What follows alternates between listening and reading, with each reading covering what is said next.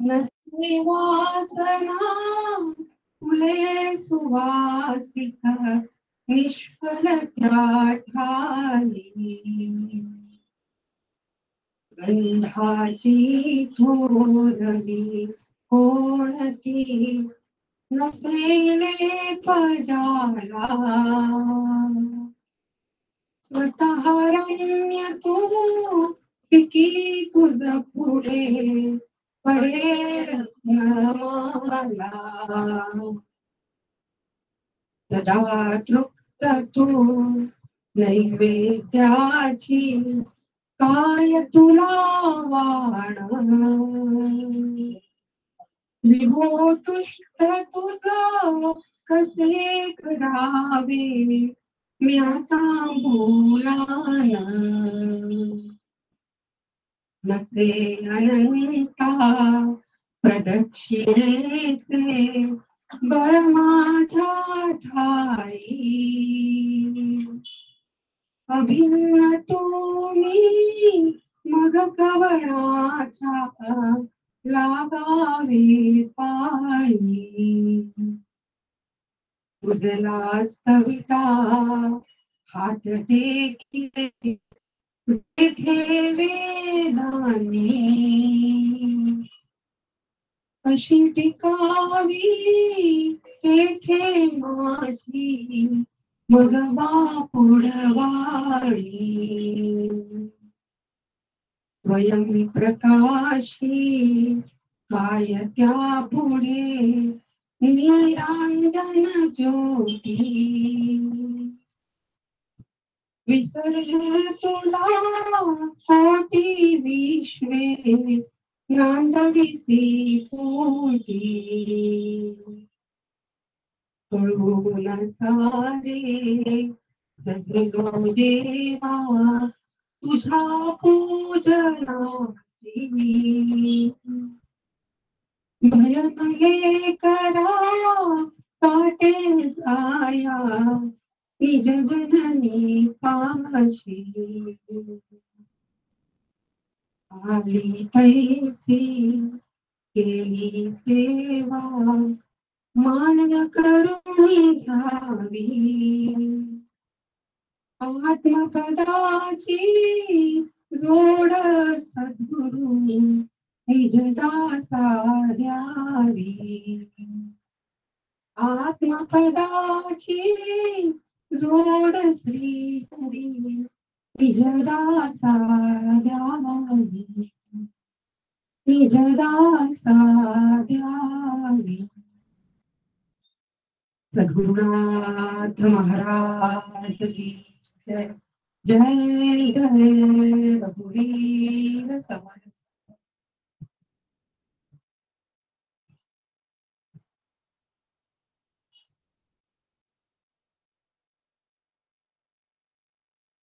इतकी अर्थगर्भ आणि निशब्द करणारी परापूजा सादर केल्यावरही आपल्याला पुन्हा शब्दांच्या माध्यमाकडे वळावंच लागणार आहे.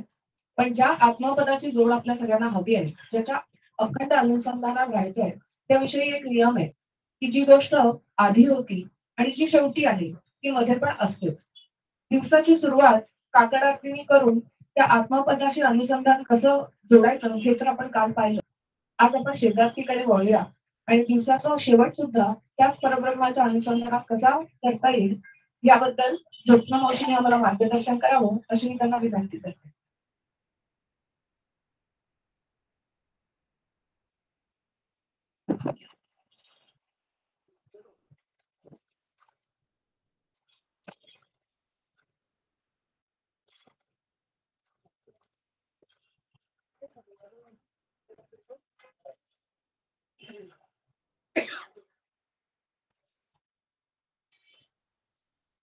खरं तर आता सद्गुरूंचे वेगळं स्तवन करायची मला गरजच नाहीये. त्यांना नमस्कार करते, समर्थांना नमस्कार करते आणि सुरू करते मी. तुम्हा सगळ्यांना नमस्कार. खरं परापूजा ऐकल्यानंतर मला वाटायला लागलं की ह्याच्याच वरती आपण काहीतरी विचार करावा म्हणून फार सुंदर आहे. ते शंकराचार्यांचं मूळचं आहे. आपल्याला कल्पना असेल की परापूजा हे स्तोत्र मूळ शंकराचार्यांचं आहे.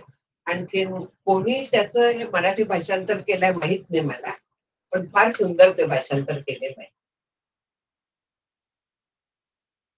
आपण आज साकांनीस म्हटल्याप्रमाणे शेजारतीचा विचार करतोय. काल आपलं झालं की आपण भगवंताला सकाळी उठवतो, आणखीन रात्री झोपवतो. अनेक देवळात आपण पाहिलं असेल की त्या भगवंताच्या तिथे छोटा पलंग ठेवलेला असतो, मच्छरदाणी वगैरे सगळं ठेवलेलं असतं झोपायच्यासाठी देवाला. आपण आपल्याला झोपायचं असतं म्हणून आपण त्यालाही झोपवतो. तो कितीही जागा असला तरी आपण त्याला मग झोपवतो. इथे समर्थांनी त्याला झोपवताना जे म्हटलेलं आहे ना, तो पूर्ण पुन्हा वेदांत सांगितलं. आणखीन हा त्याला झोपवायला नसून आपल्याला विचार करायला आहे की झोपण्याच्या आधी आपण काय विचार करावा. तो इथे विचार आपल्याला थोडा कळतो. असं म्हणतात की झोपताना आपलं मस्तक सद्गुरूंच्या पायावरती ठेवून झोपावं. तर इथे आणखीन थोड्याशा वेगळ्या पद्धतीने आपल्याला सांगितलेलं आहे त्यांनी. ती आरती अशी आहे की आरती आरत ऐक्य भावे ओवाळू, प्रकाश स्वयं ज्योती निज तेज भंबाळू, परमात्मा श्रीराम महामाया जानकी, विश्रांती पावली गजरन केजे सेवकी, स्नेह ना भाजन नाही वाती पावक, सबाई अभ्यंतरी तैसा निघोट दीपक, अवघा निघोट दीपक, ऐक्याचे सुमर्शेचे आत्मा राम रघुपती, वाचा पारुषजी शब्द न उरे उडती, राम आणि दास दोघे पहुडले रामी, हेही बोलावया तुझा नुरे चिते ठाई. ही ती आरती आहे अशी. पहिल्यांदा ऐकल्यानंतरच मला ती खूप आवडली होती. म्हणजे त्याच्यात जे सगळा जीव ब्रह्मैक्य व्यक्त झालेलं आहे या आरतीमध्ये, ते फार भावून गेलं होतं. आता आपण आरती ह्या शब्दाचा त्याच्याच प्रमाणे आपण विचार करायला लागूया. त्या आरती आरत ऐक्य भावे ओवाळ. सुरुवातच जी केलेली आहे ती ऐक्याने सुरुवात केलेली आहे इथे. कारण दिवसभर काय झालं, सकाळी उठवलं त्या श्रीरामाला. आणखी उठवताना तो कसा आहे, काय आहे, हे सगळं झालेलं होतं. आपलं काल पाहिलं आपण. दिवसभरात आपण नैवेद्य दाखवतो, संध्याकाळची उपासना असते. जे समर्थ म्हणतात की उठता बसता धंदा करिता कायम त्याचं स्मरण आहे. आणखीन झोपताना परत बाकी कसलाही विचार न करता हा विचार आहे. असा का विचार करायला लागतो. आपण पाहिलं असेल की रात्री झोपताना समजा आपण एखादं डोक्यात गाण्याचा चरण असला, सकाळी उठताना काय असतं, त्याचाच भाग असतो, तोच असतो किंवा त्याच गाण्याचं पुढला एखादा चरण असतो. म्हणजे याचा अर्थ काय झाला, रात्रभर आपल्या मनात तेच गाणं होतं. म्हणून गोंदवलेकर महाराज म्हणायचं की जागृतीत असताना तुम्ही नाम घ्या, झोपेत नाम घ्यायची जबाबदारी माझी. आपण जेव्हा असं झोपताना देखील नाम घेतो, झोपताना देखील ते स्मरण ठेवतो, तेव्हा आपोआप रात्रभर आपल्या मनामध्ये, अंतर्मनामध्ये ते चालू राहतं. आपलं बाह्य मन असतं तर ते अज्ञानात लीन होतं झोपेत, पण तरी देखील आतमध्ये बॅकग्राऊंडला कुठेतरी ते स्मरण राहतं.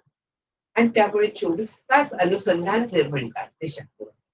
आपल्याला वाटतं की 24 तास कसं शक्य आहे. म्हणजे आपण व्यवहार करतो, शिकवतात, बँकेत जातात, बाकी आपण ड्रायव्हिंग करताना एक एकदा अगदी लक्ष देऊन करायला लागतं. या सगळ्यामध्ये कसं शक्य आहे, ते असं शक्य आहे. जेव्हा आपण अखंड नाम घेत जातो, जेव्हा शक्य आहे तेव्हा नाम घेत जातो, तर त्यावेळेस ते नाम आत उतरतं. आणखीन मग बॅकग्राऊंड म्युझिक असतं ना, सिनेमातनं वगैरे सगळीकडे बॅकग्राऊंड म्युझिक आणि माहिती आहे आपल्याला. इतकंच काय, देवळात देखील अखंड श्रीराम जय राम जय जय राम या पद्धतीने बॅकग्राऊंड म्युझिकच त्याला मी म्हणते. कारण यंत्र जे आहे ते काही नामस्मरण करू शकत नाही. नामस्मरण जिवंत माणसांनी करायचं. यंत्र जे आहे ते आपण ऐकतो, पण ते एक प्रकारे बॅकग्राऊंडला तो नॉईज चाललेला असतो. पण तसं न होता आपल्या अंतःकरणात जेव्हा आपण जागृतीत असं नाम घेतो, तेव्हा मागे अखंड ते नाम चालू असतं. ज्यांचं असं सवय झालेली आहे ना, त्यांनी क्षणभर थांबून आत डोकावून बघा, नाम चालू असलेलं कळतं. आणि हे नाम असं जेव्हा चालू राहतं, तर ही अपेक्षा आहे. अखंड नाम चालू राहणं, अखंड नाम जपतची जावे, हे जे आहे ते ह्या पद्धतीने होतं. वास्तविक शक्य नसतं आपल्याला, पण असं ते शक्य होतं. त्याला अखंड संस्कार लागतात नामाचे. या विचाराचे अखंड संस्कार लागतात. आणि हे संस्कार केले की आतमध्ये नाम हे चालूच राहणार आहे. ऐक्य भावे ओवाळायला पहिल्यांदा ते ऐक्य साधायला लागतं. समजा नाही साधलं तरी ह्या पद्धतीने जेव्हा आपण विचार करतो, तर त्यावेळे हळूहळू राम आणि मी याचं अतूट नातं होतं. हळूहळू एकरूपता येते. अखंड त्याचं स्मरण आहे माझं. कुठच्याही पद्धतीने अनुसंधान जे आहे ना, आता श्रवण मनन निधिध्यासन हा क्रम आहे. श्रवण करतो आपण म्हणजे ऐकतो. श्रवणाची व्याख्या काय आहे? दासबोधात श्रवणाचे 4 समास आहेत. 5वा देखील जवळजवळ श्रवणाबद्दलच बोलतो. कीर्तनात आहे. सगळीकडे श्रवण फार महात्म्य आहे. एवढ्यासाठी की श्रवण केल्याशिवाय आपण पुढे जाऊ शकत नाही. काय आहे, कसं आहे हे ऐकल्याशिवाय आपल्याला पुढे जाताच येत नाही. म्हणून श्रवणाची जी शास्त्रात व्याख्या दिलेली आहे, तर ती अद्वैताचा निश्चय होईपर्यंत ऐकणं, ही श्रवणाची व्याख्या आहे. निश्चय होईपर्यंत तो विचार करत राहणं, ही श्रवणाची व्याख्या आहे. जोपर्यंत निश्चय होत नाही तोपर्यंत श्रवण आहे. आणखी त्याच्यानंतर श्रवण मनन निधिध्यासन. मनन म्हणजे काय आहे? तर परमार्थाला जे साधक असतात ते विचार ठेवायचे, जे बाधक आहे ते टाकून द्यायचे. टाकून द्यायचं म्हणजे दूर सारायचे, त्यांना रिप्लेस करायचं. आपण टाकू शकत नाही बघा काहीही, कितीही म्हटलं त्यांना खोच द्यायला लागतो. मग त्यांना कसं घालवायचं? पॉझिटिव्ह म्हणजे नामस्मरण म्हणा, चिंतन म्हणा, श्री गुरुचं, देवाचं, ही जे विचार आहेत, ह्या विचारांनी ते जे अनात्म विचार ज्याला म्हणतात, किंवा जे आपल्याला बंधनात टाकणारे विचार आहेत, तर त्या विचारांना दूर सारायचं. हा विचार मला नकोय असं म्हणून तो जात, त्याला रिप्लेस करायला लागतं. हे मनाचं नॅचरल स्वभाव आहे. त्याला काहीतरी खेळणं लागतं. मग ते खेळणं आपण कुठचं द्यायचं हे आपल्यावरती आहे. आपण खूप वेळा म्हणतो की मन माझं ऐकत नाही, मला सारखं त्या विषयातच ओढून देतो. माऊली म्हणतात की या मनाचे एक निके देखलिया गोडीच्या ठाया सोखे, म्हणून अनुभव सुखाची कौतुके दावीत जायचे. म्हणजे काय की मन हे फार एक चांगली गोष्ट आहे की तिही जरी बलवान असलं, प्रमाथी बलवत दृढम वगैरे जरी त्याला म्हटलेलं असलं अर्जुनाने, तरी देखील त्याचं एक फार चांगली गोष्ट आहे ती म्हणजे त्याला जरा गोडी लावायची. गोडी लागली की ते आपोआप त्याच्या मागे धावतं. आपण गोडी लावलेली आहे ती विषयांची लावली. त्याच्याऐवजी जर का नामाची गोडी त्याला दिली, ईश्वराच्या प्रेमाची गोडी दिली, तर त्या गोडीला ते सोकावतं. माऊलींचा शब्द आहे. आपण मांजर सोकावतो दुधाला वगैरे म्हणतो, हा शब्द वापरतो नेहमी. पण इथे मन सोकावतं, आणखीन ते ईश्वराच्या प्रेमाने सोकावतं. म्हणजे त्याच्याकडे ते वळतं. मग त्याला ते सोडत नाही. देखलिया गोडीच्या ठाया सोखे, म्हणून अनुभव सुखाची कौतुके दावीत जाईये. आता अनुभव आपल्याला येत नाही.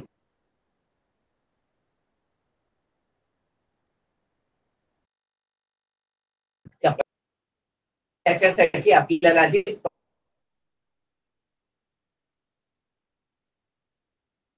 पटायला लागतं.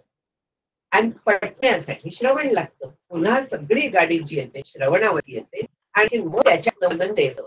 तर ते परमार्थाला जरूर जायचे, जे त्याला साधक आहे.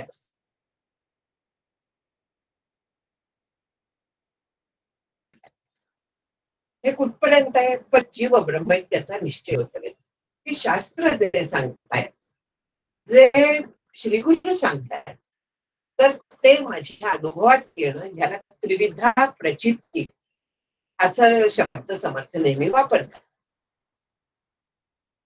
ती ऐक्यतेसी आणि असा जो असतो तो साधक म्हणतात समर्थ. की त्रिविधा प्रचिती जी आहे ती ऐक्यतेला आणायची, म्हणजे जे शास्त्राने सांगितलंय ते श्री गुरु सांगतात त्याचा मला अनुभव आला पाहिजे, तो साधकाची यांची व्याख्या जी आहे ना, तर ती फारच वधी आहे. ज्याला आपण मुमुक्ष म्हणतो, म्हणजे त्या सॉरी समर्थांचा मुमुक्ष त्याला आम्ही साधक म्हणतो. आणखीन त्यांचा साधक आहे तो सिद्धाच्या जवळपास पोहोचलेला आहे. दृढते कारणे करी साधन या नाव साधक असं ते म्हणतात. म्हणजे अनुभव येतोय पण तो दृढ होण्यासाठी जो साधना करतो त्याला ते साधक, असा साधक आहे. आणि असा साधक जो आहे तो ऐक्यतेला आणणं जे म्हटलेलं आहे, तर ते ऐक्यतेला आणू शकतो. म्हणजे त्याच्या मनात कसला संशय उठलेला नाही आहे. जेव्हा अनुभव कधीतरी येतो, फिलिंग्स म्हणूया, तर त्यावेळेस होय हे असंच आहे अशा पद्धतीने आपला निश्चय होतो. आणि मग इथे जे ऐक्य भावे ओवाळू म्हटलंय ते शक्य व्हायला लागतं. एका परीने समर्थ जे म्हणतायत ते दिवसभराच्या साधनेने संध्याकाळपर्यंत आपलं जीव ब्रह्मैक्य स्थिर व्हावं, ते तर शक्य नाही, पण आयुष्याच्या नाही तरी साधनेचा तरी सायंकाळ अशी येऊन दे की ज्याच्यात आपण ऐक्य भावाने त्याला नमस्कार करू शकतो. शिवो भूत्वा शिवम यजे हे जे सांगितलेलं आहे की शिव होऊन शिवाची पूजा करावी, इथे तेच आहे. ह्या आरतीमध्ये त्याच पद्धतीने विचार आहे सगळा. ऐक्य भावाने त्याला ओवाळायचंय. आपण काल थोडासा आरतीचा विचार केला होता. इथे आरत शब्द वापरलाय. आर्तता, अत्यंत आर्तता. आर्तता कधी येते? जेव्हा आपल्याला खरी मनापासून, जीवापासून, प्राणांपासून असं जेव्हा एखादी गोष्ट हवी असते तेव्हा तिथे आर्तता आहे. आर्तता मी आता आर्ताय वगैरे म्हणून येत, आर्तता खरोखरी जेव्हा त्याची ओढ लागते त्यावेळी आर्तता. आपल्याला जीवनातल्या आर्ततेचा अनुभव असतो, अनेक असतो. दुखणं म्हणा, कोणी प्रिय व्यक्ती म्हणा, अशा ह्याच्यात आपल्याला आर्ततेचा अनुभव असतो. पण देवासाठीची आर्तता, तो मला भेटावा ही आर्तता, ही आर्तता हवी ज्यावेळी आपण आरती करतो. आणखी इथे ओवाळताना ऐक्य भावे ओवाळू हा एक फार महत्वाचा शब्द आहे. म्हणजे तिथे मी आणखीन ईश्वर ह्यांच्यात भेद नाहीये, हा ऐक्य भाव आहे. आता विचार केला तर ईश्वर आणखीन मी कसं काय एकरूप असू? शक्यच नाहीये. तो कसा आहे? सर्वज्ञ आहे, सगळं हे बनवणार आहे, सर्व साक्षी आहे, माझ्या मनात काय चालतं त्याला माहिती आहे. तो करता करविता आहे असं म्हणतात की नाही, पण वास्तविक आपल्या मनात काय असतं? तो करता करवता वाटतो आपल्याला का म्हणजे मीच करती आहे, पण आपलं बोलायची पद्धत तो करतोय. मनात तसं अजिबात नसतं. फॉर्मॅलिटी, सगळीकडे फॉर्मॅलिटीज असतात या. आणखी तसा अपेक्षित नाही. हा खरोखरीच तो आपल्याकडनं करवून घेतो हा भाव पाहिजे. त्याच्यासाठी जर का शास्त्र माहिती असेल तर आपल्याला आपोआप ते पटणं सोपं जातं. तोपर्यंत केवळ श्रद्धेचा भाव असतो. श्रद्धा जोपर्यंत श्रद्धा आवश्यक आहे, पण नुसतीच या श्रद्धा झोंबू पावसी परमपदा तरी तैसे हे प्रबुद्धा सोडते नव्हे. भगवंत सांगतात की केवळ श्रद्धेच्या बळावरती तुला हा अनुभव येईल वाटत असलं तर तसं नाहीये. आपल्याला हे खूप वेळा वाटतं की मी कोणाला वाईट करत नाहीये, कोणाचं वाईट चिंतत नाहीये, मला हे शास्त्राभ्यास नाही याची गरज काय आहे? मी देवाला नमस्कार करते मनापासून, सगळं देवाचं मी करतेय. वास्तविक आपण काहीही देवाचं करत नसतो. देव आपल्याला बुद्धी देत असतो आणि त्याप्रमाणे आपण वागत असतो. फक्त ती बुद्धी होण्यासाठी आपलं चित्त शुद्ध व्हायला लागतं, आपली तशी उपासना व्हायला लागते, तर तो त्याची बुद्धी देतोय ते आपल्याला कळतं. आणखी विचार केला तर शास्त्राने आपण पटवून घेतलं तर तो खरोखरी करवून घेतोय हे आपल्या लक्षात येतं. गीता सांगते, आता गीता जी आहे ती उपनिषदांचं सार आहे. गीता काय सांगते की ईश्वर सर्व भूतानां हृद्देशे अर्जुन तिष्ठती, हृद्देशे अर्जुन तिष्ठती भ्रामयन सर्व भूतानी यंत्रारूढानी मायया. म्हणजे ईश्वर प्रत्येक भूतमात्राच्या हृदयात, म्हणजे आपण काल पाहिलं की हृदय म्हणजे अंतःकरण, अंतःकरणात राहिलेलं आहे. काल आपण विचार केला होता चिदाभास म्हणून जो आहे, चिदाभास रूपाने ईश्वर सगळ्या प्राणीमात्रांच्या अंतःकरणात व्यापून राहिलेला आहे. आपले जे निर्णय असतात ते कसे असतात, पुन्हा तिथे शास्त्र आहे. आपले जे निर्णय असतात, कुठचाही जो विचार असतो तो बुद्धी वासनानुसारिणी, हे शास्त्र सांगतं. म्हणजे आपल्या ज्या अनेक इच्छा असतात, परत वासना म्हणजे वाईटच केवळ असं नाही, चांगल्या सत्वासना कुवासना, जे आपल्या मनात अनेक विचार चालतात ते संस्कार जे राहतात बुद्धीवरती, त्यांना वासना असं नाव आहे. आणखी ह्या अनेक तऱ्हाच्या असतात, त्या संचित तैसी ही बुद्धी उपजते. म्हणजे काय होतं, संचित कुठून येतं, हे जे संस्कार आहेत, आपण जे काय कर्म करतो त्याचे संस्कार आपल्या अंतःकरणावरती राहतात आणि त्यांना वासना म्हणतात आणि त्याच्याप्रमाणे आपली बुद्धी काम करते. मग आपल्याला काय करायला हवं, जर का ऐक्यभावे ओवाळून हे करायचं असेल तर आपल्याला तिथे काय करायला हवं, संस्कार बदलायला हवेत. सरळ आहे अगदी. जर का चांगले संस्कार असले, म्हणजे सुवासना असल्या, सद्वासना असल्या, तर आपण ईश्वराचा विचार करू. नाहीतर आपण कसला विचार करतो, संसाराचा विचार करतो. मी आणि माझे, याच्या पलीकडे आपण काही विचार करत नाही. खरं सांगायचं तर मीच तिथे प्रमुख आहे, माझं सुद्धा मुख्य नाही.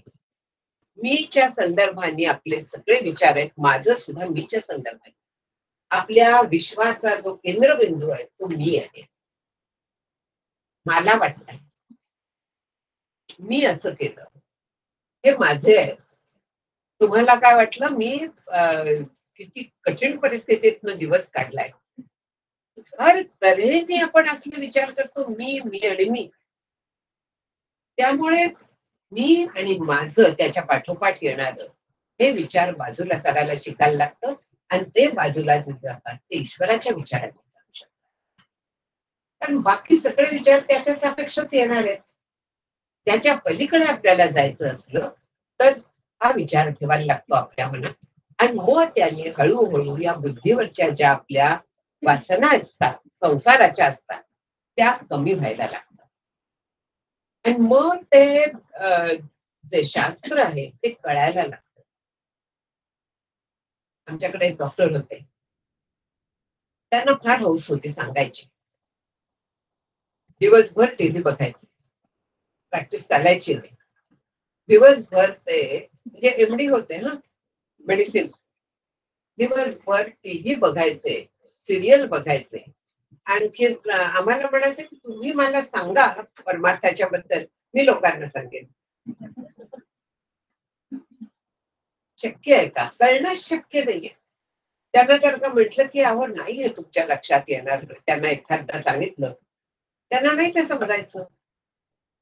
असं कसं नाही मला समजणार, मी डॉक्टर आहे, मला काय बुद्धिमत्ता नाहीये. याचा डॉक्टर असण्याशी आणखीन ऐक्यूशी गाडी मात्र संबंध नाही. परमार्थ समजणं त्याला बुद्धी सूक्ष्म लागते. आणि बुद्धी सूक्ष्म कशाने होते,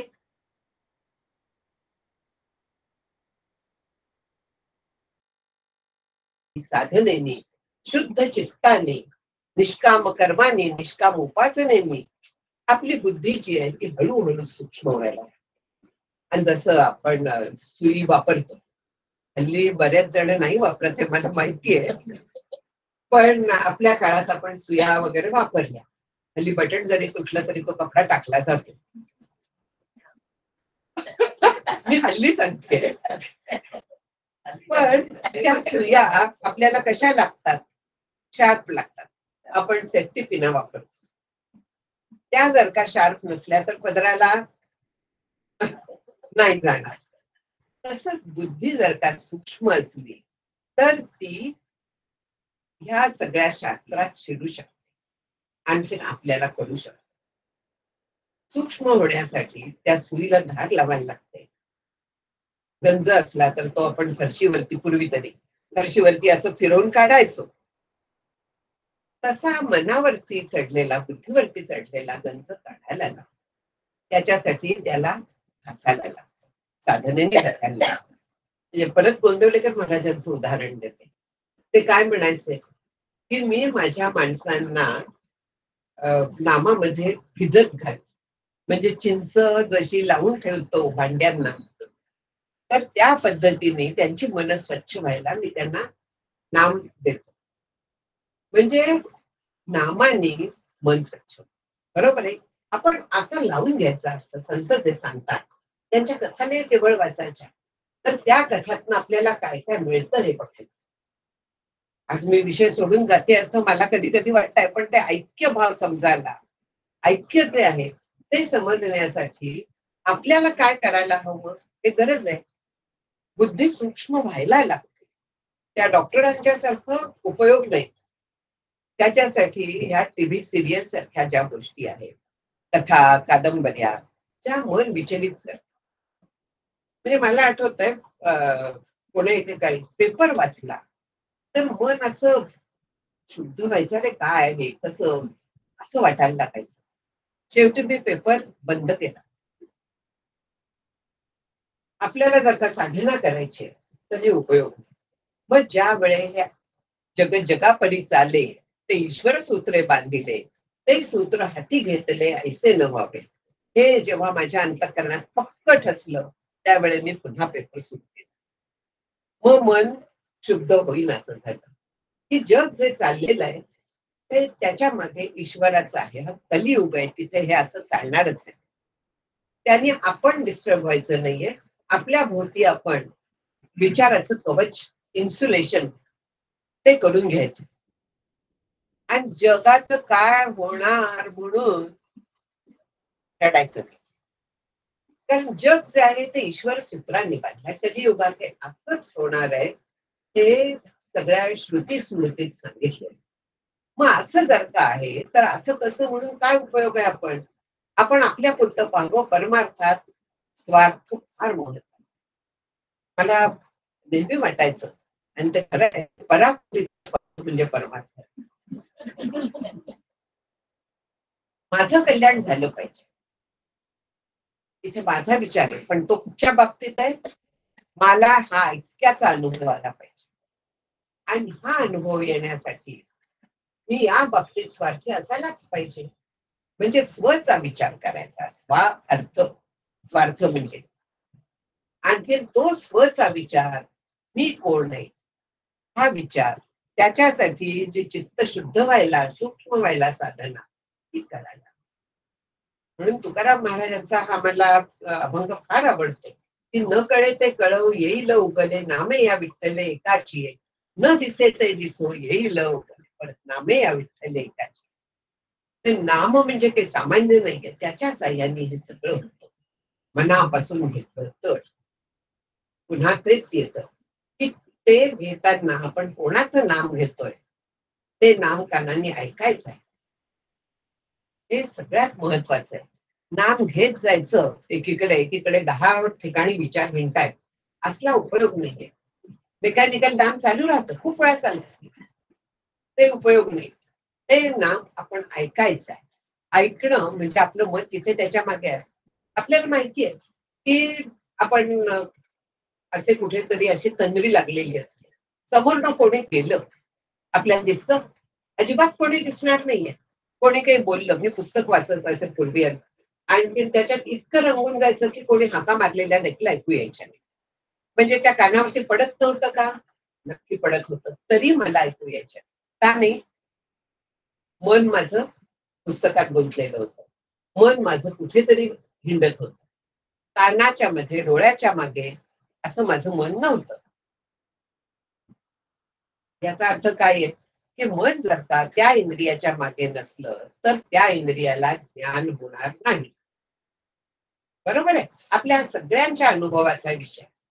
म्हणून नाम घेताना आपलं मन त्या कानाच्या तिथे असलं पाहिजे, नाम ऐकायला पाहिजे. आणि जर का असं आपण नाम ऐकत गेलो, मनापासून ऐकत गेलो, मनापासून घेत गेलो, तर त्याचा जो उपयोग व्हायचा तो थोडा वेळ घेतला तरी चालेल.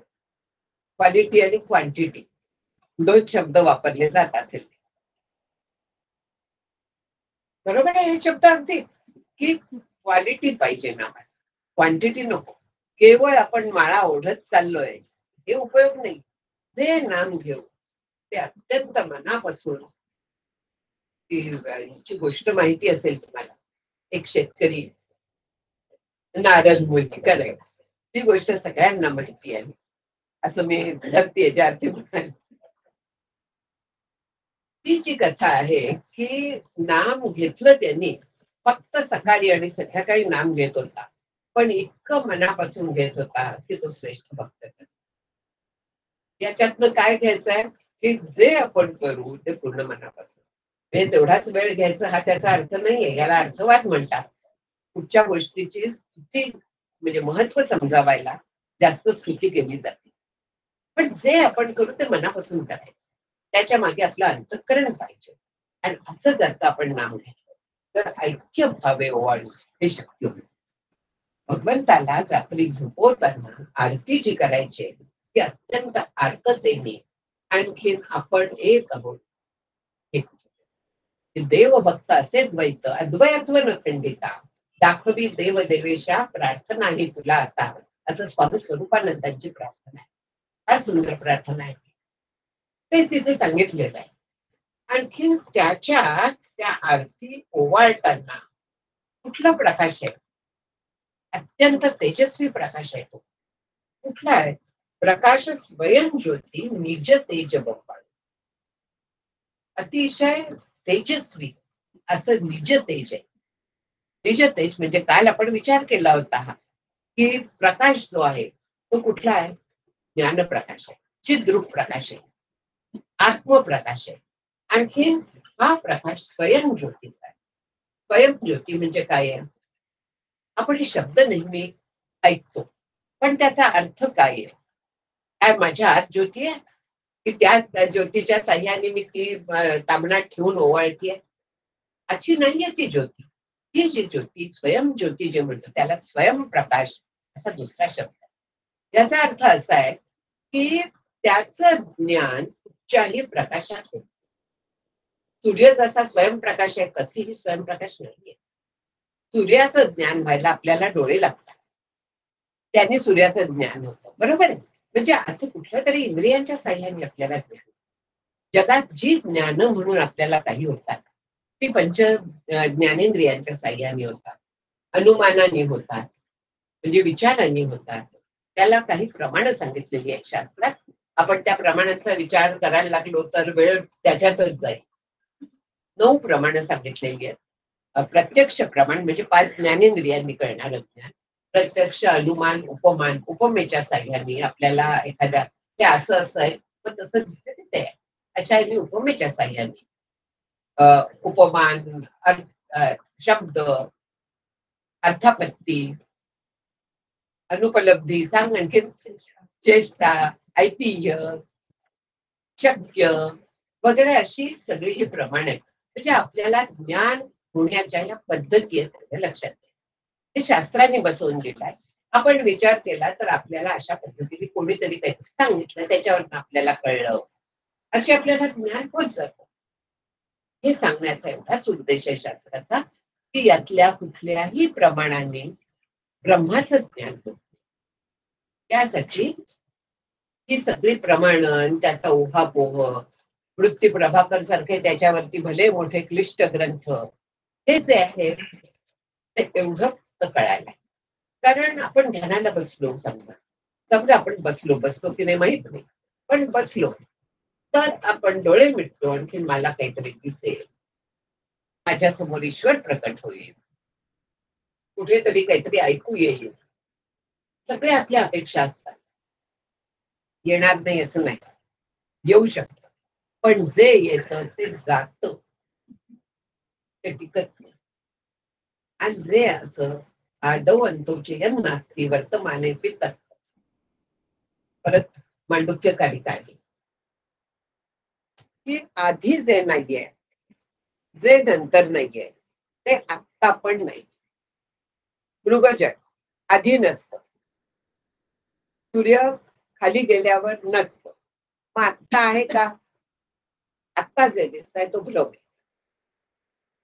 हा विचार की आधी नाही, नंतर नाही, आत्ता दिसणारं सत्य नाही. ते ह्याच्या आधाराने करायचंय. म्हणजे ज्ञान जे आपल्याला होतं ते या पद्धतीने होत जातं सगळं. स्वयंप्रकाश जो आहे, हा स्वयंप्रकाश, ही स्वयंज्योती जी आहे, ती ह्या अशा कुठल्याही प्रमाणांनी होत नाही. जे आपल्याला अशा वेळेस दिसतं, भासतं, ते मिथ्या आहे, ते सत्य नाही. ती शाबासकी असते. असं जेव्हा आपल्याला ते दिसतं ना, तर ती आपला मार्ग बरोबर चाललाय, साधना बरोबर चालली आहे, एवढं कळण्यापुरती शाबासकी म्हणत गो अहेड अशा पद्धतीने सांगणं असतं. ते म्हणजे ते नाही. अगदी ईश्वर समोर येऊन जरी आपल्या उभा राहिला, रामाचे करते राम जरी त्यांनी दर्शन दिलं, तरी देखील पुन्हा तो मिथ्या आहे, कारण तो येतो आणि जातो, तो सत्य नाहीये. मग त्याच्यात आपण रंगून नाही राहायचं, पुढे जायचं. आणि म्हणून ध्यानातलं म्हणा किंवा ह्या कुठच्याही बाबतीत जे दिसतं ते ब्रह्म नाही, कारण ब्रह्म कुठच्याही प्रमाणांनी आपल्याला कळत नाही. स्वयंवृत्ती ते जे आहे ते ते होऊनच कळतं. ब्रह्म होऊन अनुभवावे, समर्थ सांगतात. कुठल्याही पद्धतीने ब्रह्माचं ज्ञान होत नाही. जो मला झालं ज्ञान असं म्हणतो त्याला ते झालेलं नसतं. हे अगदी लिहून ठेवावं. मला अमुक दिवशी अमुक वाजता ब्रह्मज्ञान झालं. खोट आहे, पूर्ण खोट आहे. अनुभव आला असेल क्षण मात्र, पण तो स्थिर नाही. ब्रह्मज्ञान खरं होणं म्हणजे अगदी वेगळी गोष्ट आहे. म्हणजे माझा जगाच्या मिथ्यात्वाचा निश्चय होणं, मी ब्रह्म आहे हा निश्चय होणं, हे आपल्याला ब्रह्मज्ञानाकडे घेऊन जाणार आहे. त्याच्यासाठी हे कुठल्याही पद्धतीने आपल्याला ध्यानात म्हणा किंवा कोणी समोर उभं राहिलं वगैरे, ठीक आहे त्याच्या जागी, पण ते म्हणजे ब्रह्म नाही. ब्रह्म स्वयंप्रकाश आहे. स्वयंप्रकाश म्हणजे ते होऊन त्याचा होऊन अनुभव येणार आहे. म्हणून स्वयंज्योती जी आहे, प्रकाश स्वयंज्योती निज तेज बंबाड, ते प्रखर तेज आहे. कारण त्यांनी ज्ञानाग्नी सर्व कर्माने भस्मसात केले. गीता सांगते ना, त्या आत्मप्रकाश जेव्हा प्रकाशित होतो तर त्यावेळेस संचित संपूर्ण जळून जात. त्या प्रकाशात प्रखर तेज येते. त्यांनी पूर्णपणे सगळं संचित कर्म आपलं जळतं. जे डोंगरच्या डोंगर आपण कित्येक जन्म उभे केलाय ते सगळे नाहीसे होतात. पण हे लक्षात घ्यायचं की प्रारब्ध आणि क्रियमान हे चालू असतात. आपल्याला बहुतेकांना माहिती असेल की प्रारब्ध म्हणजे त्या कर्मातला जो भाग आपण काढून आणलाय, ज्याच्यासाठी हा देह मिळालेला आहे, ते कर्म. तो हातातनं बाण सुटलेला आहे, तो पडेल तेव्हा पडेल. ज्यावेळी श्वास संपतील त्यावेळी हा देह पडणार. त्यावेळी प्रारब्ध ज्यावेळेस संपतं त्यावेळेस देह पडतो. ज्ञान झाल्यावर देह पडत नाही, घाबरायचं कारण नसतं. की मला ज्ञान झालं जीव ब्रह्मैक्याचं, की मी मेलं तर अजिबात मरत नाही. जोपर्यंत आपला श्वासांची संख्या पूर्ण होत नाही, जोपर्यंत ते भोगून संपत नाही, तोपर्यंत आपला देह चालत राहतो. मग तो त्याला अनेक उपमा दिलेल्या आहेत की वस्त्र जळलेलं असलं तरी घडी जशीच्या तशी राहते. किंवा लायांचं कशाला वाटतात प्रसाद म्हणून? त्याला हेच कारण आहे की बीज भाजले बाजूने केली लाही, आम्हा जन्म मरण नाही. हे जे तुकाराम महाराज म्हणतात, ती आपल्या संपूर्ण कर्माची लाही झालेली. अशी लाही खायला उपयोगी पडते, म्हणजे देह चालतो त्याच्यावर, पण ती पुनर्जन्म द्यायला सक्षम राहत नाही. जेव्हा अशी होते म्हणजे प्रारब्ध संपल्याशिवाय आपला देह पडत नाही, आणखी प्रारब्ध भोगानेच संपत, बाकी कशानेही संपत. क्रियमान असतं. जोपर्यंत ज्ञान आपलं दृढ होत, जोपर्यंत आपण मी करतीये, माझ्यामुळे झालं, हे सोडत नाही, तोपर्यंत पुन्हा संचितात आपण भर घालतो. हे आपल्या लक्षात येत नाही. तर का एकदा गुरुकृपेने कधीतरी अनुभव आला. सर्व कर्मणे भस्मसात कुरुते असं आपण म्हणू, आणखीन मोकळे होऊ.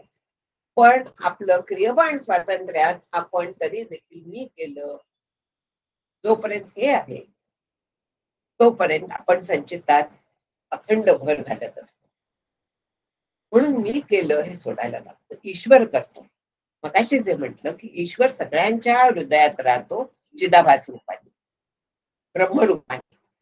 आणखीन त्याच्यामुळे चैतन्य आहे आपल्या शरीरात. त्याच्यामुळे आपण विचार करू शकतो, हालचाल करू शकतो. प्रेत म्हणजे काय हो? प्र इतर, ज्याच्यातून निघून गेलाय ते. काय निघून गेलाय? चैतन्य निघून गेलाय. चैतन्य निघून गेलाय का वास्तविक ब्रह्म आहे की नाही? त्या प्रेतात ब्रह्म आहे ना. मग कुठचं चैतन्य केलं? जीव चैतन्य केलं. म्हणजे ते जे सूक्ष्म देह आहे, ज्याच्यात अंतःकरण वगैरे आहे, ज्याच्यात तो चिदाभास आहे, तो गेला. आणि तो गेल्यामुळे ब्रह्म जरी आहे म्हणून आपल्याला ते दिसताय. हा, तो दिसताय कारण त्याच्या मागे ब्रह्मतत्व आहे. पण त्यातलं चैतन्य निघून गेलेलं आहे, म्हणजे सूक्ष्म देह निघून गेलाय, म्हणजे चिदाभास निघून गेलाय. जो करता करविता ईश्वर रूपाने तो काम करतो. म्हणून स्वयंज्योती जी आहे ते आपल्याला तिथे लावून घ्यायला लागतं की करणारा सगळा तो आहे, मी काही करत नाही. जसं रामकृष्ण परमहंस म्हणायचे की तू यंत्री मी यंत्र. यंत्र देहाचं आहे. समर्थ म्हणतात की या शरीराचे यंत्र अनेक नाही. म्हणजेच हे सगळे संत आपल्या देहाकडे यंत्र ह्या दृष्टीने बघतायत. यंत्र चेतन आहे का अचेतन आहे? अचेतन आहे. देह पंचभूत मेळावा शेखी जाईल पंचत्व. याचा काय अर्थ आहे की पंचभूतांचा देह बनलेला आहे. पिंडी ते ब्रह्मांडी हे सगळं आपण ऐकतो, पण त्याच्या मागचा विचार आपण करतो. जे पिंडात पंचमहाभूत आहे तेच ब्रह्मांडात पंचमहाभूत आहे. मग पिंडात वेगळं काय आहे? तर ते चैतन्य, अंतःकरण आहे, चिदाभास आहे त्याच्यात. आणि त्याच्यामुळे आपला देह चेतन असतो. मृत्यूच्या वेळेस ते आपल्याला सोडून जातं आणि दुसऱ्या शरीराकडे वाटचाल होते त्याची. त्याचा विचार आपण करायला नको काही आता. पण स्वयंज्योती जे आहे ते त्या चिदाभासाला कळतं. म्हणजे चैतन्य जे आहे चैतन्य चैतन्याशी एकरूप होतं. काल जो आपण थोडासा विचार केला होता तोच विचार की हे जे जीव चैतन्य आहे म्हणजे चिदाभास जो आहे तर तो मूळ ब्रह्माशी एकरूप. इथे सांगितलेलं आहे की ती स्वयंज्योती इथे प्रकट होते. प्रकट होत नाही वास्तविक, मीच नाहीशी होते. माझे श्री गुरु फार छान गोष्ट सांगतात या बाबतीत. मला ती इतकी आवडली, मी पहिल्यांदा ऐकली तेव्हा. अत्यंत अप्रोप्रिएट गोष्ट आहे. एक शिकारी होता. शिकारी गेला शिकारीला. सिंहाची शिकार करायला गेला जंगलात. बसला मचाणावर जाऊन. त्याला दुरून सिंह दिसला. पण काय झालं, फांदी मोडली तो शिकारी खाली पडला. काय जमणार? सिंहाने शिकाऱ्याला खाल्लं. म्हणजे शिकाऱ्याला सिंहाचं ज्ञान झालं होतं ना. झालं होतं. हा सिंह हा मी, अशा पद्धतीने त्याला ज्ञान झालं होतं. पण जेव्हा सिंह शिकाऱ्याला खाऊन मोकळा झाला, शिकारी जेव्हा पचला, तेव्हा शिकाऱ्याला ज्ञान काय झालं? मी सिंह. शिकारी ज्ञान व्हायला शिल्लक उरला नाही. तो सिंह रूप झाला. तसं तिथे ते स्वयंज्योतीचे आहे. जेव्हा जीव असा ब्रह्मरूप होतो त्यावेळे मी ब्रह्मरूप झालो हे सांगायला कोण शिल्लक उरलं? कोणीच नाही. तिथे मी तूपणाची झाली बोळवणं हे जे काल म्हटलं ते असं होऊन जात. तद्रुपता येते. मी ब्रह्मच होऊन जाते आणि तिथे ही स्वयंज्योती प्रकाश.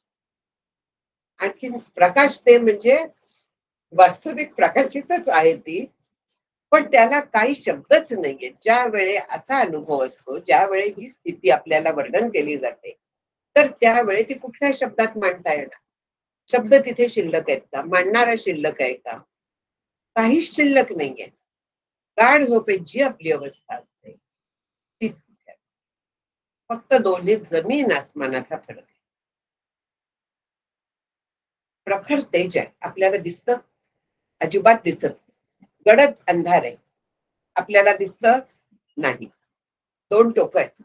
त्याच पद्धतीने पूर्ण जे अज्ञान आहे म्हणजे गाढ झोप आणि पूर्ण ज्ञान जी आहे समाधी, दोन्ही मध्ये आपण नसतो. आपल्याला काहीही कळत नाही, दोन्ही मध्ये आपल्याला भान होतं. पण दोन्ही टोकाच्या आहेत. तद्रूप होणं म्हणजे समाधी आहे. आणि ते सुद्धा कसं तद्रूप होणं आहे? मी ते आहे ह्या पद्धतीत. त्याच्या मागचं सगळं तत्व जाणून घेऊ. स्वयंज्योती निज तेज बंबाळू जे म्हटलेलं आहे, तर ऐक्य भाव यायला ही स्वयंज्योती तत्व जे आहे ते म्हणजे मी आहे हे पक्क व्हायला लागतं. परमात्मा श्रीराम महामायाच्या इथे माया आणि ब्रह्म यांचा पूर्ण विचार आहे. माया जी आहे ती महामाया, म्हणजे मूळ माया, ती म्हणजे जानकी आहे. म्हणजे परमात्मा जो आहे त्याला जेव्हा स्वतःची जाणीव झाली, ती जाणीव जानकी आहे. तिच्यामुळे सगळं हे विश्व निर्माण झालेलं आहे. परमात्मा श्रीराम आहे, महामाया जानकी आहे. आणि ती आता विश्रांती पावली. जेव्हा ऐक्यभाव आला तेव्हा ती स्वरूपात विश्रांती पावली. म्हणजे माया सुद्धा ब्रह्मात विलीन होऊन गेली माझ्यासाठी, जगासाठी नाही. जगासाठी झाली तर प्रलय होईल. जेव्हा प्रकृती पूर्ण विलीन होते तेव्हा प्रलय होतो. पण निद्रा प्रलय म्हणून एक आहे, आणखी ज्ञान प्रलय म्हणून आहे. हा जो आहे हा ज्ञानाचा आहे. विवेक प्रलय असं त्याचं समाधी समर्थांनी जर का पंचप्रलय निरूपण नावाचा समास आहे त्याच्यात विवेक प्रलय आहे. हा विवेक प्रलय. विवेकाच्या साह्याने म्हणजे विचाराच्या साह्याने जीव ब्रह्म आहे हा निश्चय होणं, जग खरं नाहीये हा निश्चय होणं, देह म्हणजे मी नाही हा निश्चय, याला देह तादात्म्य जाणं, जगत सत्यत्व जाणं, कर्तृत्व भोक्तृत्व जाणं असं म्हणतात. आणि यांनाच गाठी म्हणतात. आपण हे सगळे शब्द ऐकतो. बंध आहेत, ग्रंथी आहेत. ग्रंथी म्हणजे गाठी. ह्या 3 गाठी आहेत आणि ह्या 3 गाठी विचाराने सुटतात. आपली जर का अपेक्षा असली की श्री गुरूंनी असं केलं की त्या गाठी सुटतील, असं होत. श्री गुरु विचाराची दिशा देतात आपल्याला आणि त्या विचाराच्या साह्याने ह्या गाठी सोडवायच्या असतात. पुन्हा तीच ओवी येते की तस्मात विचार करावा, देव कोण तो ओळखावा, त्यासाठी आपला आपण शोध घ्यावा, अर्थ घ्यावा. त्याच्याशिवाय होत नाही. म्हणून परमात्मा जो आहे श्रीराम, आणखी जानकी जी आहे ती विश्रांती पावलेली आहे. म्हणून सेवकांनी आता आवाज करू नका, आरडाओरडा करू नका. सेवकांनी शांतता पाळावी. सेवकांनी आपली चित्ताची शक्ती जपावी. कारण शेवटी या सेवकाला परब्रह्मरूप व्हायचं. सेवकाच्या ठिकाणी आपण यावं. हे जे सगळं आहे हे आपल्याला सांगतायत. हे कालच आपलं बोलणं झालं की हे जे सगळे संत सांगतात ते आमच्यासाठी सांगतात. मग सेवकांनी गजर न कीजे म्हणजे मनात सुद्धा करू नये. आपण मौन म्हणतो, गप्प बस, त्याला काष्ठ मौन असं नाव आहे. म्हणजे केवळ बाह्य दिसणारं मौन. पाठीवरती लिहायचं.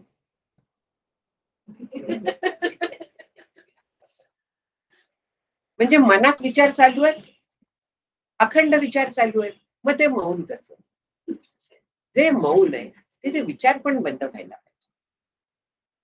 गजरन कीजे सेवकी जे आहे ते ह्या पद्धतीने लावून घ्यायला. केवळ आवाज करायचा नाही तर आपलं मन तसंच शांत करत जायचं. आणि ते पुन्हा नामाने, ते विचाराने होतं, ते साधनेने होतं, चित्त शुद्ध झाल्यावर होतं. आणि त्याच्यासाठी पुन्हा निष्काम कर्म, निष्काम उपासना. त्याचा थोडा काल विचार झाला होता. हे करायलाच लागतं काही झालं तरी. सेवकांनी गजर करायचा नाही, म्हणजे मौन पाळायचं, म्हणजे केवळ गप्प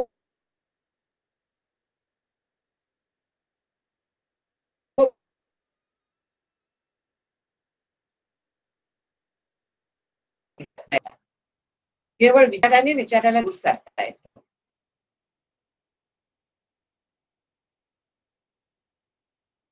काटेच्या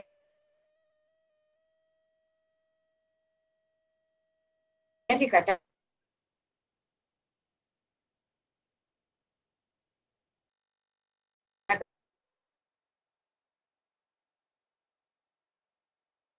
काढायचा असं पण म्हणतो, पण विचाराने विचार शांत करताय.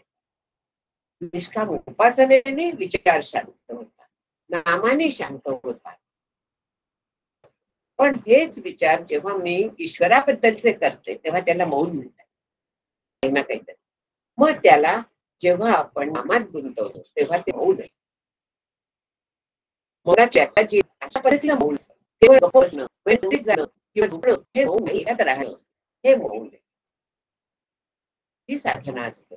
आणि अशा पद्धतीने आपण जर का गेलो तर गजरन की जे सेवकी जे म्हणतात, हा आपला अंतःकरणाचा आरडा ओरडा जो चालतो तो सगळा थांबतो. कितीही आपण वरती वरती शांत दिसलो तरी आतमध्ये चालू असतात, खळबळ चालू असते. जरा कोणी खडा मारला सुरू, चांगलं म्हणेल वाईट म्हणेल, खळबळ आपली सुरूच राहते. आणि ती थांबवायला नामाचा उपयोग होतो, ती थांबवायला ह्या विचारांचा उपयोग होतो. आणि मग आपल्याला मौन साध्य व्हायला लागतं.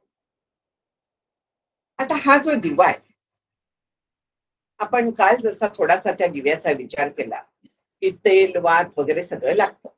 स्नेह ना भाजन नाही वाती पावत. मग काय आहे, तरी पण तो दीपक आहे. स्नेह म्हणजे तेल, तूप, त्याला लागत नाही या स्वयंज्योतीला. वात, अग्नी काहीही लागत नाही त्याला. पण तरी सबाह्य अभ्यंतरी अवघा निघोट दीप. फार सुंदर हे सांगितलेलं आहे की तेल नाही, वात नाही, अग्नी नाही, तरीही हा जो दीपक आहे हा सबाह्य अभ्यंतरी आहे. ज्ञानरूप दिवा आहे, स्वयंप्रकाश जो आहे, स्वयंज्योती जी आहे, तर ती सगळीकडे निघोट म्हणजे पूर्णपणे एकरूप. स्फटिक जसा असतो त्याच्यात रेष सुद्धा नसते, उत्तम रत्नचे असतं, ते असंच निर्मल असतं. तसा निघोट पूर्णपणे गुळगुळीत म्हणा किंवा दुसरा अर्थ त्याचा घोट घेता येत नाही अशा तऱ्हेचा पण होऊ शकतो. पण इथे निघोटचा जो अर्थ आहे तो जो दीपक आहे, स्वयंज्योती जो दीपक आहे, ती जी ज्योत आहे ती त्याच्या आपण सामान्य ज्योत बघतो जी तेलाने येते, त्याच्यात आपल्याला शास्त्र सांगतं 3 लेयर असतात. बरोबर आहे. आतला निळा, बाहेरचा निळा असतो, मला वाटतं मी विसरले बहुतेक, नंतर पिवळी असते आणि आत काळं वगैरे या पद्धतीने ते ज्योतीचे भाग असतात. असं इथे काही नाही. ही जी ज्योत आहे ही सबाह्य अभ्यंतरी आहे. संपूर्ण देहासकट जीवनमुक्त ब्रह्म झालेला असतो. मी ब्रह्म हे जेव्हा असतं तेव्हा तो देहासकट असतो. ब्रह्मवेद ब्रह्मैव भवती म्हणजे तो केवळ अंतःकरण नाही तर त्यामुळे श्री गुरूंना मनुष्य भावाने कधी बघायचं नसतं, ते देहासकट ब्रह्म झालेले असतात. मग त्यांची उंची, त्यांच्या सवयी, त्यांच्या आवडीनिवडी ते देहाला मर्यादित असतात, पण ते देहासकट ब्रह्म असतात. तरी देखील त्या प्रकृतीच्या मुळे आलेल्या आहेत त्या तिथेच ठेवायच्या. देखीचे दहीचे धर्मोदही, बस ते देहाच्या पुरते आहेत, पण वास्तविक जे त्यांचं स्वरूप आहे तर ते ब्रह्मरूप आहे. आणि हा स्नेहना भाजन नाही वाती पावक, अग्नी सुद्धा निघेल. आणि तरी सबाह्य अभ्यंतरी जैसा निघोट दीप, हा जो ज्ञानदीप आहे, ज्ञानदीप उजळला तेने प्रकाश दिला, हा ज्ञानदीप आहे. आणखीन हा संपूर्ण व्यापून आहे, आपला देह अंतर्बाह्य व्यापून आहे. त्याला ज्ञान होतं तर त्याच्या बाबतीत हा ज्ञान प्रकाश अंतर्बाह्य व्यापून आहे. अवघा निघोट दीपक, पूर्णपणे तो दीपकच आहे, कारण तिथे ज्ञानाचं तेज आहे, तिथे ज्ञान आहे, दुसरं काही नाही. म्हणून ह्या पद्धतीने त्यांनी वर्णन केलेलं आहे इथे. आणि मग पुढे म्हणतात की ऐक्याचे सुमनशेचे आत्माराम रघुपती. राजा राम रघुपती वाचा पारुशली शब्द न बोलवे. शब्द जे आहेत ते कुठपर्यंत टिकणार आहेत? जोपर्यंत आपल्याला देहभान आहे, जोपर्यंत वाणी काम करते तोपर्यंत शब्द आहे. पण ह्या ऐक्याच्या ठिकाणी शब्द तरी कुठे येणार आहेत? येतो वाचा निवर्तन्ते अप्राप्य मनसास. तिथे शब्दाची रिघ न चले वगैरे म्हटले समर्थांनी, पण शब्द तिथे पोचूच शकत नाही त्या परब्रह्माच्या ठिकाणी. कारण काय आहे? त्यातून जन्माला आल्यात ना. ओंकार कधी आला? मायेच्या नंतर ओंकार आलेला आहे. ओम हा ध्वनी झाला आणि त्याच्यानं मग कुठे सगळं निर्माण झालं. म्हणजे शब्द तिथे निर्माण झालेला आहे. सगळे शब्द ओंकार रूप आहेत असा जर का आपण विचार केला तरी सुद्धा आपल्याला कोणाच्या शब्दांचा त्रास होत नाही. चांगले वाईट कुठलंही असो आपल्याला त्या शब्दांचा मग त्रास होणार नाही, कारण ते सगळे ओंकार रूप आहेत, सगळे परब्रह्म रूप आहेत. हे म्हणजे जाता जाता या गोष्टी आपण लक्षात घ्यायच्या असतात. कारण साधक जो असतो त्यांनी आपली शांती टिकवणं हे फार महत्वाचं असतं. आणि ह्या काही काही क्लुप्ती असतात आपल्याला शांती टिकवायला. आपल्याला जास्तीत जास्त डिस्टर्बन्स जो असतो तो शब्दांच्यामुळे असतो. कोणीही आपल्याला काठी घेऊन मारायला येत नाही, पण शब्दांचा मार मात्र आपण लावून घेत असतो. त्यांच्या मनात असो नसो आपण तो लावून घेत असतो आणि तो आपण धरून ठेवून. पण सगळे ओंकार रूप आहेत हा विचार का नाही आपण करत? सगळे जे आहेत ते ब्रह्मरूप आहेत हा विचार केला तर आपली शांती टिकते. आणि इथे ऐक्याचे सुमन असेचे आत्माराम रघुपती. रघुपती जो आहे तो आत्माराम, म्हणजे माझ्या आतमध्ये जो राम आहे, म्हणजेच आत्मा जो आहे, परब्रह्म जे आहे तो तो कुठे आहे? जीव ब्रह्मैक्याचं सुमनशेष आहे. सुमनशेष म्हणजे अतिशय सुंदर, सुगंधी, मऊ. प्रत्यक्षात कशी असते माहित नाही, कारण जेव्हा पायाखाली एखादं फूल दाबलं जातं तेव्हा कसं चिकटणी वाटतं आपल्याला. तेव्हा आपण कवी कल्पनाच ही धरूया.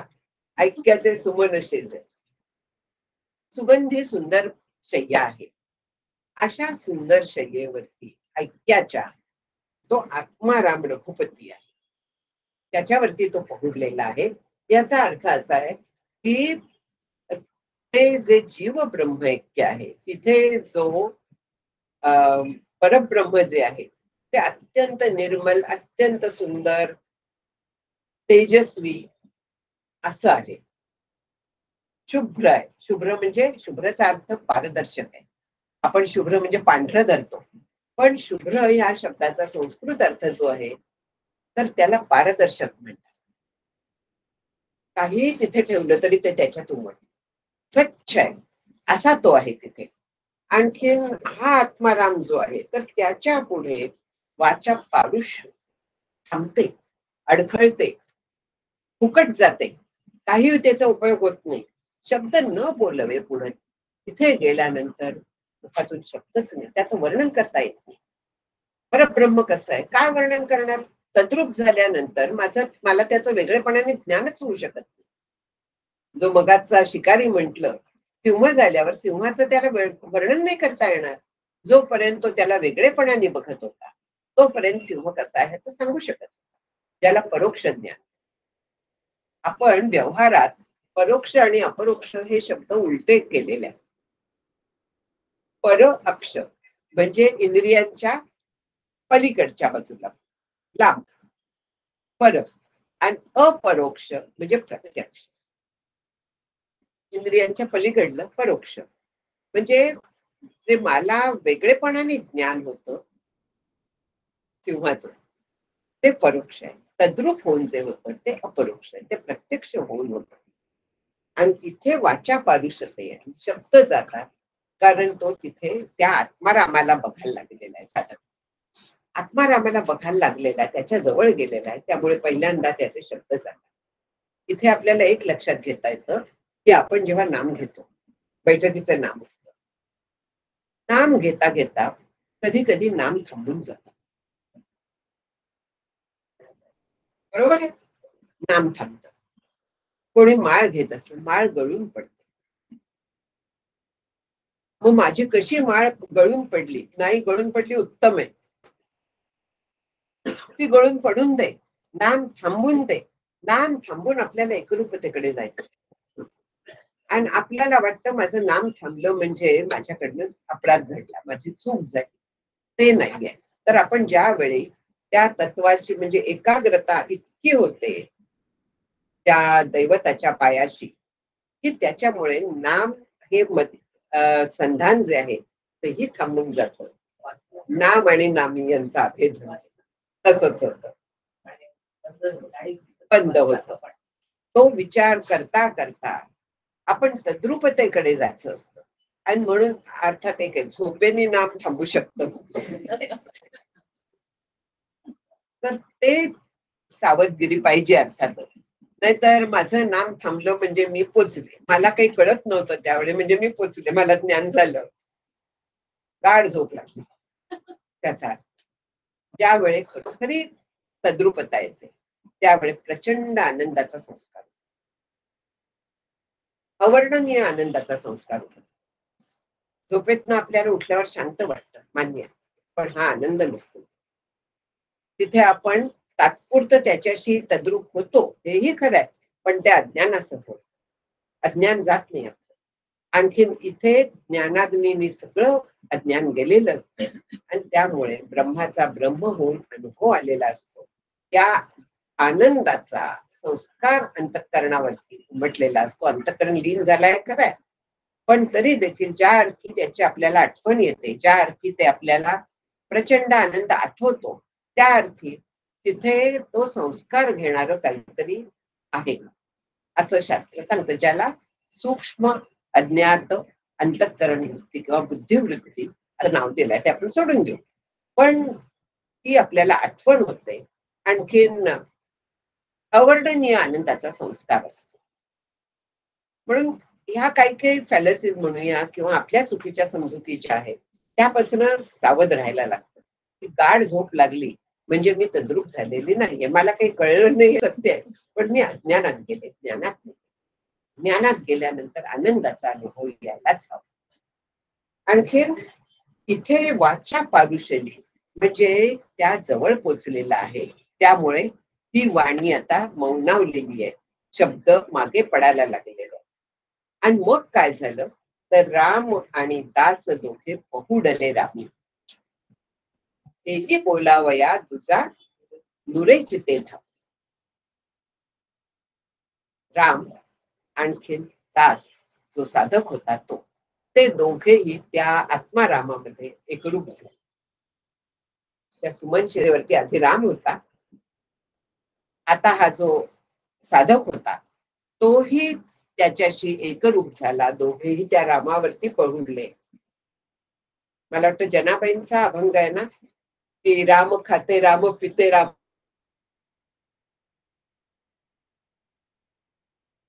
करते तिथे सगळीकडे राम. ही विख्यानानंतरची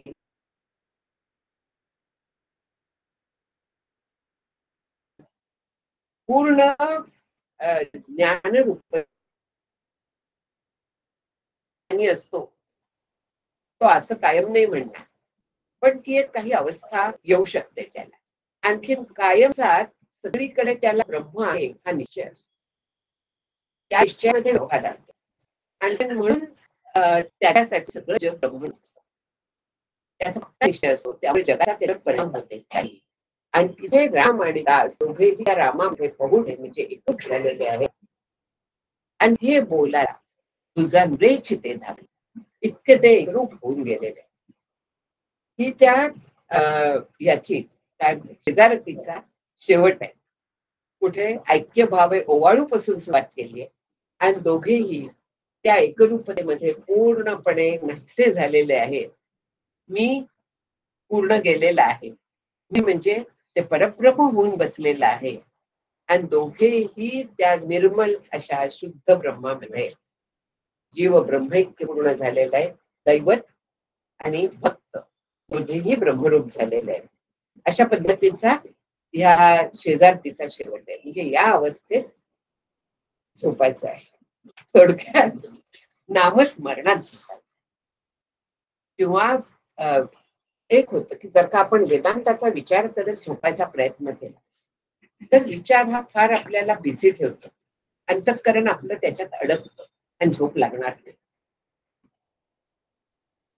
फरक लक्षात घ्यायचा की नाम जे आहे तर ते घेता घेता झोप लागू शकते, पण जर का वेदांत विचार करायला लागलो तर तिथे बुद्धी आपली फार ऍक्टिव्ह असते आणि त्यामुळे झोप लागणार नाही. म्हणून वेदांताचे विचार झोपताना नाही करायचे, तिथे नाम पाहिजे आणि नामाच्या तालात त्या नामाच्या विचारात तिथे झोपणं शक्य असतं. आणि मग तो दास आणखीन राम दोघ जण तिथे जातात, म्हणजे थोडं तरी, पूर्ण नाही तरी. जेव्हा ज्ञान होतं तर तेव्हा दोन्ही एक होतं.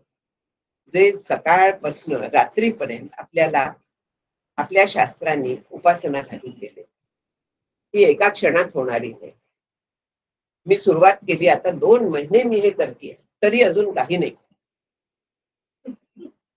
जे युगानुयुग आपण संस्कार करत राहिलोय ते 2 महिन्यात जाणार आहेत का? शक्य नाहीये. जितके संस्कार ते दृढ असतात तितकं आपल्याला अधिक साधनाला. आपण पूर्वी पेन्सिली वापरायचो, एकाच जागी जर का पेन्सिल असं आपण ओढत राहिलो आणि मग खोडरबराने खोडायला लागलो, एकच जागी जर का असली पटकन खोडलं जात, पण जर का परत परत अजिबात खोडली जात नाही. आपण तेच करतोय.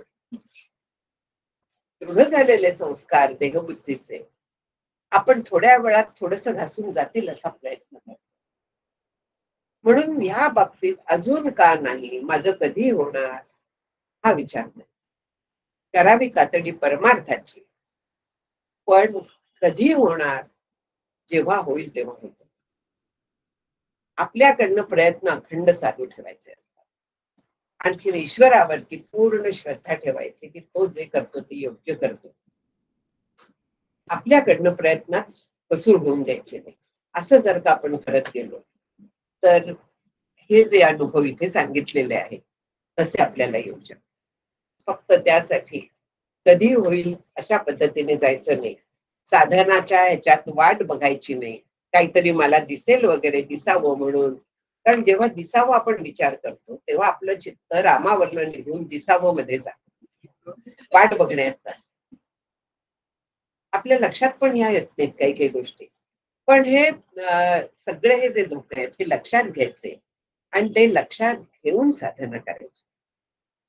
मग आपल्याला कळतं की केवळ नामावरती लक्ष केंद्रित करायचं, ते ऐकायचं. जर का डोळे उघडे ठेवणार असलो तर समोर त्याचं रूप ठेवायचं, तसबीर ठेवायची, काहीतरी ठेवायचं, त्याच्याकडे बघायचं, त्याची पावलं, त्याचं हास्य, त्या हास्यामागचा आनंद. आपल्याला एकनाथी भागवतात ध्यानाची फार सुंदर दिलेली आहे की त्याच्या पावलांपासून सुरुवात करायची, त्या मूर्तीला बघायला, निहाळायला, थेट मुखापर्यंत जायचं, ओठावरती जायचं, ओठातल्या हास्यावरती जायचं आणि त्या हास्यामागच्या आनंदावरती जायचं. शेवटी त्या आनंदावरती आपलं लक्ष केंद्रित करायचं जे ब्रह्मानंद आहे, ब्रह्माचं रूप आहे. म्हणजे ह्या पद्धतीने आपण जर का गेलो तर आपला हळूहळू हळूहळू ते खोडरबर काम करायला लागतं. मी सांगायचा प्रयत्न केला हे तत्वज्ञान, पण हे अंतच नाहीये त्याला. आपल्याला उपयोगी जेवढं आहे तेवढं आपण त्याच्यातनं घ्यायचं. मुख्य जे आहे ते एक देव, एक संप्रदाय, एक हे, तेवढा साधना करायची, मनापासून श्रद्धापूर्वक तेवढं करायचं. आपल्याला वाट मिळाल्याशिवाय राहत नाही. श्री गुरु असले तर प्रश्नच नाही, आणि नसले तरी देखील आपल्याला जितकी तळमळ तितकं आपल्याला त्याचं फळ मिळणार आहे. मला त्या दिवशी एक प्रश्न विचारला होता की साधनेला सुरुवात केल्यावर श्री गुरु किती दिवसात भेटतात? तीव्रतेवरती अवलंबून असतं. ईश्वरी नियोजन आहे की जर का इच्छा असली तर ती पूर्ण होईल. आपली किती तीव्रता आहे त्याच्यावरती अवलंबून. हे सगळं आपल्याच जवळ असतं, हे कोणीही आपल्याला काही देत नाही. सगळ्यांनाही मिळावं अशी प्रार्थना करते मी ईश्वराशी. आणखी थांबते आता. हरी बोल.